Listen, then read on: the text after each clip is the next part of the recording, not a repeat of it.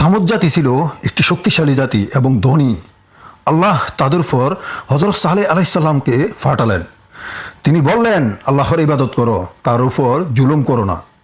তারা সালেহ আলাইহিস সালামকে বলল, যদি আপনি ওই পাথরের ভিতর থেকে একটি উট বের করে দেখাতে পারেন তাহলে আমরা আপনাকে নবী হিসাবে মেনে নেব। তারা একটিমাত্র চিহ্ন চাইল, একটি উটনি। তারপর সালেহ আলাইহিস সালাম আল্লাহর কাছে দোয়া করলেন। আল্লাহ অলৌকিকভাবে ওই পাথরের ভিতর থেকে একটি উটনি বের করে দিলেন এবং বললেন, তোমরা ওই উটনির ক্ষতি করো না, তোমরা তার উপর জুলুম করো না।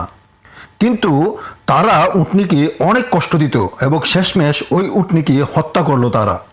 আল্লাহ তাদের উপর ক্ষুব্ধ হয়ে তাদের উপর ভয়ঙ্কর ভূমিকম্প পাঠালেন এবং তারা সবাই তাতে ধ্বংস হয়ে গেল। এতে আমরা শিক্ষা অর্জন করতে পারি, আল্লাহর অবাধ্যতা আর জুলুমের পরিণতি ধ্বংস ছাড়া আর কিছুই নয়। নূর ভাবনা, ইসলামের পথে আলোর দিশারি।